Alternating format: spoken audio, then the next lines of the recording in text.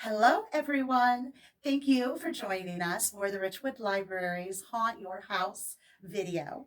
Tonight, the Library Witches will be reading stories for kids, teens, and adults. And each story that we read will get just a little creepier as the video progresses. So settle in, get comfortable. We're going to start with some stories for the littlest monsters. Are you guys all ready? The first story that we're going to read is called Haunted Party by Isa Trapani. A haunted party. That sounds fun. It's Halloween, and what a night! The full moon shines, the bats take flight. Here at this haunted house, one ghost has been a very busy host, preparing for a ton of fun. At last, the party has begun. The doorbell chimes some eerie notes, and to the door, the ghost host floats. Two spooky skeletons come in with ratty bones and toothy grins to boogie as the record spins at the haunted house of the ghost. Three gruesome goblins, gross and green, with pointy ears that aren't too clean, enjoy some really mean cuisine at the haunted house of the ghost. Four wild werewolves, very hairy. Five vile vampires, super scary. Are apple bobbers, extraordinary, at the haunted house of the ghost. Six ghastly ghouls who glare and gaze with creepy sunken eyes ablaze are in a pumpkin carving craze at the haunted house of the ghost. Seven mean monsters, crass and crude, such party poopers acting rude, are in a pumpkin smashing mood at the haunted house of the ghost. Eight wretched witches riding on brooms, nine morbid mummies risen from tombs, kick up their heels in the dreadful rooms at the haunted house of the ghost. 10 cute children, sunny and sweet, with smiling faces, come to greet, politely chanting, trick or treat, at the haunted house of the ghost. 9 morbid mummies flee and hide. 8 wretched witches zoom outside. 7 mean monsters tremble with fear. 6 ghastly ghouls try to disappear. 5 vile vampires soar in flight. 4 wild werewolves howl in fright. 3 gruesome goblins quake and quiver. 2 spooky skeletons shake and shiver. But who of them was frightened most? Who? Not the ghost. The end. Did you like the haunted house of the ghost? I love that story. That was super fun. Are you ready for another one? All right. How about Halloween Night by Marjorie Dennis Murray? Halloween Night. I love Halloween Night. It's so fun. 'Twas Halloween night, and all through the house every creature was stirring, including the mouse. The walls were aflutter with little brown bats, while hordes of black spiders crept out of the cracks. By the fire in the kitchen, the witch stirred her brew. To make it more smelly, she threw in a shoe. Oh, yuck. Stiff-legged zombies awoke from the dead as moth-eaten mummies arose from their beds. Ooh, that's creepy. The pumpkins all grinned with ghoulish delight as little green creepies made treats for the night. Into each party bag they dropped 4 crunchy legs, a handful of grubs, and 8 rotten eggs. The ghost in the parlor played softly off-key as a bevy of banshees served moldy green tea. Ooh. Ogre and Olaf set up the buffet with freshly picked bugs and the soup of the day. Oh my goodness, how would you like to eat some of those treats? Ugh. When up on the gable the ravens appeared, ready to cry when the tricksters drew near. And just as the moon shed light on the path, the witch and her ravens heard somebody laugh. And like tiny moths drawn into the flame, the tricksters appeared at the end of the lane. A witch, a toad, a ghost, and a bat, a vampire, a mummy, a yellow-eyed cat, a fairy, a ghoul, and a plump little rat. Quick, cried the witch, they're coming this way. Take the pot off the fire, unveil the buffet. Then laughing and giggling, the children all came, their feet treading lightly over the lane, all silly and giddy and looking for sweets, all shouting together, trick or treat. Come in, said the witch, please be our guests. Come to our party, we've put out our best. Into her parlor the children all peeped, so eager to see the Halloween treats. But what they saw on that shadowy night made each little trickster shiver with fright. Mummies and harpies and creepy green things, fishtails and stink bugs and dragonfly wings, newts and toads and lizards and mice, flies in the soup and crickets on ice, a ghost in the parlor and bats in the den, the witch's pet monster outside of its pen, and Ogre and Olaf and all of their friends. From the 10 little tricksters came 10 little shrieks, and away they all ran down the cobblestone street, dropping their bags and spilling their treats. Eek-ah! Yikes, they cried. So Ogre and Olaf and all of the rest enjoyed Halloween night without any guests. They each took home some leftover legs, some grubs and bugs and lizards and eggs, and all agreed on that night as they left that this was the very best Halloween yet. How would you like to go to a Halloween party and have all of those creepy things to eat? That sounds horrible. Okay, are you ready for another story? Our next story is called The Ghostly Maid. Once upon a time, there was a man and a boy who had lost their wife and mother, and they moved into a new house. They were told by the locals in the village that the house was haunted, but neither the man nor the boy believed in ghosts, and so they moved into the house quite happily. The boy went downstairs one day and asked the maid of the home for a glass of water and some fruit, and she happily obliged.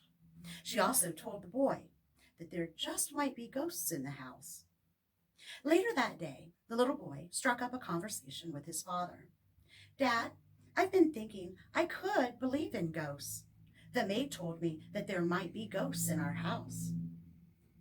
Son, we don't have a maid. We need to leave. Now! All right, our next story is called My Name is Tommy. My name is Tommy, and I think I might be going insane. I grew up in a normal, middle-class home with loving parents and a sweet little sister. Everything seemed just fine until one day when something very strange happened.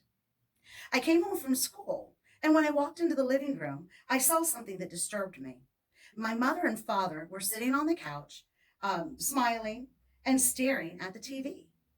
The weird thing was that the TV wasn't on, yet they were staring at it intently.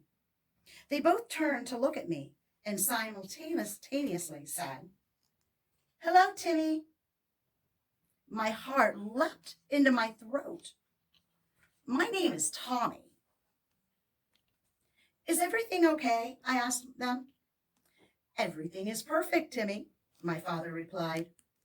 They were both smiling from ear to ear. It was creepy. I decided to go upstairs and talk to my little sister. I walked into her room and she was lying on her bed, just staring at the ceiling. Have you noticed anything strange about Mom and Dad? I asked. She smiled at me and she said, "No, Timmy, Mom and Dad are just perfect."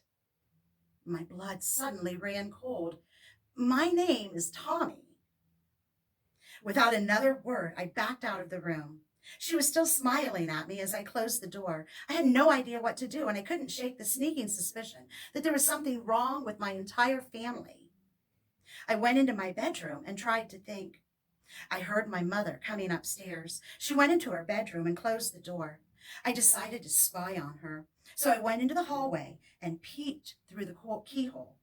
What I saw terrified me.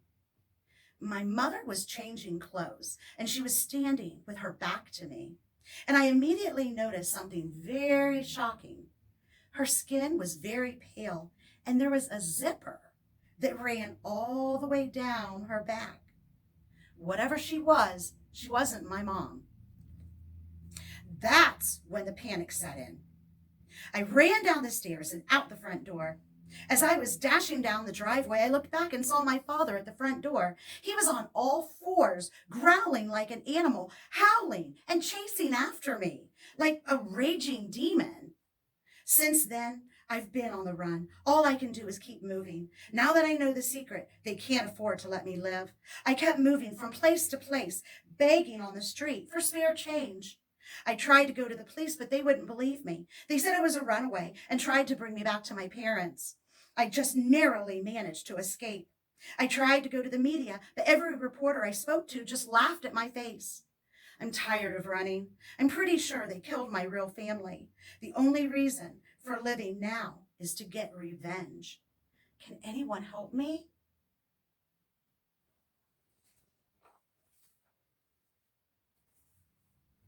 The next story is called Hide and Seek. Two young brothers were at home in the apartment while their parents visited their neighbors next door for a while. "Be good boys," their parents said. To keep themselves occupied, the boys decided to play a game of hide and seek. The older boy turned his head to the wall and began to count. He could hear his little brother's feet as he scampered around looking for a place to hide. "Ready or not, here I come," cried the older brother, and off he went looking for his brother. He looked in all the usual places, behind the sofa, in the bathroom, behind the shower curtain, behind the curtains in every room, under all the beds, but he couldn't find him. The apartment was eerily silent. Then he heard a scraping sound coming from the wardrobe. The boy was sure he'd already looked there, but he went anyway and called out, "Come out, I found you." But there was only silence. Again he called for his brother to come out, and again nothing. Opening the door, the boy tried to peer behind the wall of dresses and coats hanging there. He bent down, but he did not see any feet standing there. He began to rise up and put his hand out into the mass of clothing to feel for his little brother when a small, white, icy cold hand came out, grabbed his wrist, and tried to pull him into the closet. The boy heard a noise behind him, looked over his shoulder, and saw his brother behind him. "Couldn't you find me?" said the boy. The older brother screamed in fright and desperately tried to free himself from the grip of the hand, all the while being pulled into the wardrobe. The younger brother grabbed him, and together they managed to pull free. They both ran screaming from the apartment. Nobody knows what would have happened if the hand had managed to pull him in. Do you know? Next, we'll be reading some stories for teens from Miss Monica. So stay tuned. Hello, teens, and welcome to a very spooky episode of Haunt Your House. Today, we've got two interesting stories we're going to read. The first one is called The Eyes. Have you ever had a feeling that someone was watching you? When you're alone in your house or on the street? You turn your head, but nothing is there. You know nothing is there, but you still take a second glance just to make sure. Something has caused your hair to stand up on its end, giving you that unexplainable feeling that you should run. Far, far away from here, and now, and anything you could see is watching you. Everywhere you go, you feel the gaze of this creature that looks deep into your soul. Every action, every word you have said to somebody. It judges you. Now you run. You run as fast as you can. You don't know where you're running to. You don't know what you're running away from. All you know is it's watching you. You can feel it. You've always felt it. How could you be so naive? It's always been there. You know it has. Why is it just now that you're running away from it? Are you flinging your body across the room, across the earth even, just to get away from the eyes that judge you? No matter what, it must not see you completely, and you must not see it. But everywhere you go, you see eyes just disappearing into shadows. You see eyes that are staring into other people's soul, and you think, is that him? Is that this creature that has been taunting me for years? You don't know. You know that you could either fight it or you can run from it. So why do we run? Why do we run away from those that judge us? The trick is, you don't know. You don't know when it'll attack. You don't know when the fight starts. The fight could have started years ago when I first saw you. I first saw your judgment. But now, this is your chance. You can fight it. You can save millions of people to fight it, or you can run from it, continuing to run for the rest of your life. What do you choose to do? What do you choose to do when you have that feeling that something is watching you? Within the shadows, there are eyes, always watching. So that one was our first story. It's a little creepy. It's more of like, how do you react to when you feel that way? So let's get into a more story-like one. This one is called The Summer I Met Basil. I'll never forget the summer I met Basil. Every year, for as long as I could remember, my family and I would travel to a village at Stopper's Pond. From June to August, we would fill our tiny vacation house full of memories, games, and music. However, to this day, I've never heard a more beautiful place to take a vacation. It seemed to be blessed by the heavens, and so it made perfect sense that I should find Basil there. I can still remember the first time I saw Basil. I was sat on the steps of my front porch of the vacation home. My family was inside enjoying their time, and I saw him riding along on a bicycle. He was charming. He had freckles and a mop of red curly hair on top of his head. "Hi," I said, smiling. I grabbed my bike and raced up to him. He said, "Hello there." He flashed me a winning smile, full of hope and childlike wonder. "What's your name?" "Basil." Something about his name delighted me. It was so unusual. I had never met anybody with the same name. "Do you live here?" I asked. "No, I'm just here for the summer," he replied. "Me too." I kept pedaling to keep up with him. "Where are you at?" The address he gave me was just down the street of the vacation house we were renting. I soon got a great idea. "Hey, let's go into the forest. The woods right next to us." "I'm not allowed to be in there. My mom and dad said that's dangerous." Of course I responded, "Come on." I'm not supposed to go in there either, but I do all the time. It's perfectly safe. Plus, it's the summer. We should have as much fun as we can. The boys entered the woods. We played for hours that day. Together we looked for rabbit tracks on the forest floor and played hide and seek among my favorite trees. The sun's golden glow bathed in the forest in warm light. If the day had ended there at that moment, I would have been perfectly happy. What happened next, however, would turn my world upside down. I felt a soft, delicate touch on the back of my hand. I looked down, and it was Basil's. Slowly, I shifted my palm upward, and we sat there, palm to palm, silently in electric bliss. "We're special friends now, aren't we, Basil?" "Of course!" "Jake!" The call came from far away, piercing and shrilling, ripping through the peacefulness of the forest. I winced. I had to go. "Will you meet me here tomorrow? At noon?" Basil agreed. And throughout the summer, me and Basil had a wonderful time in the woods. so many things that we did.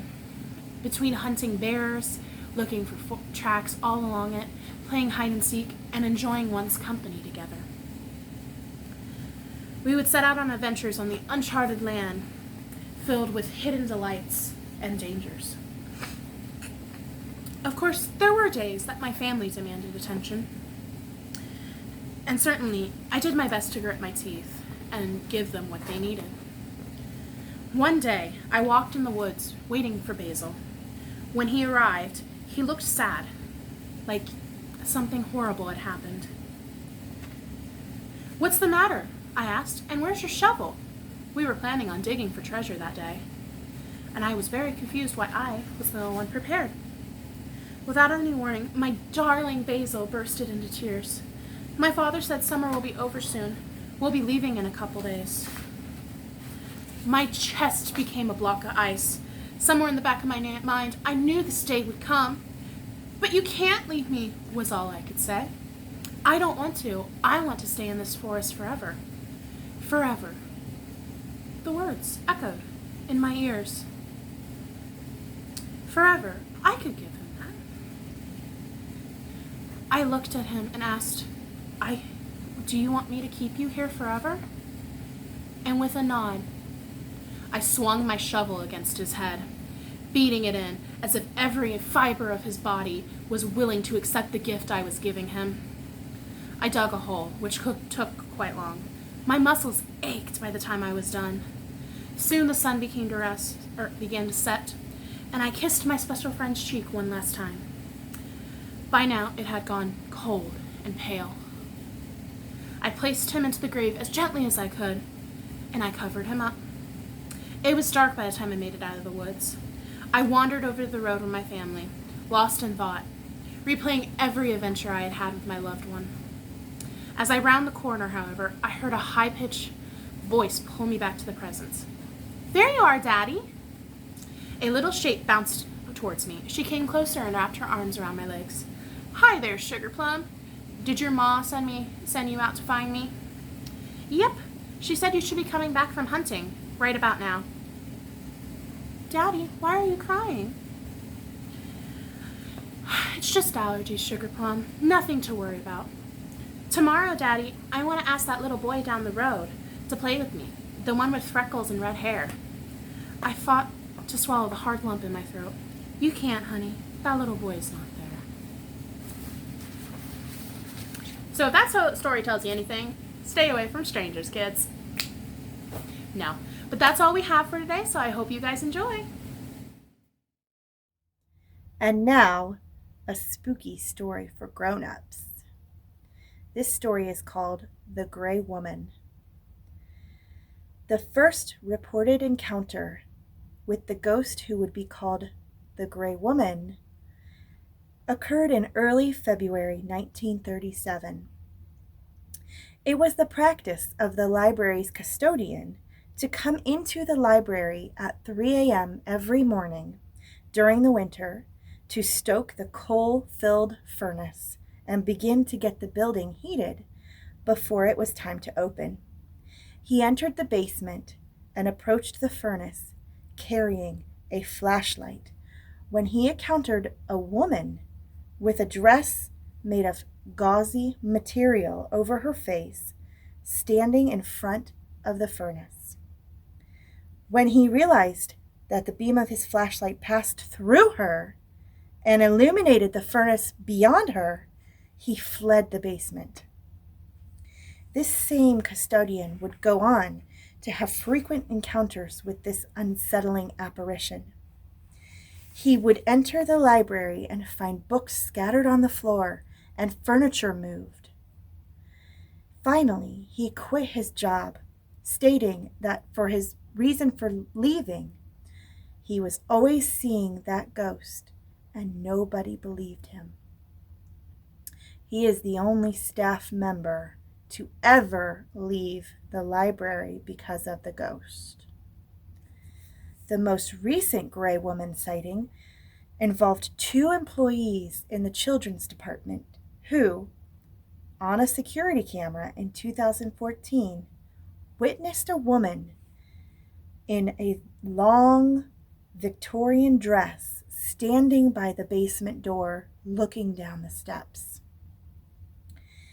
The woman turned to face the camera and then disappeared slowly, piece by piece, like a jigsaw puzzle.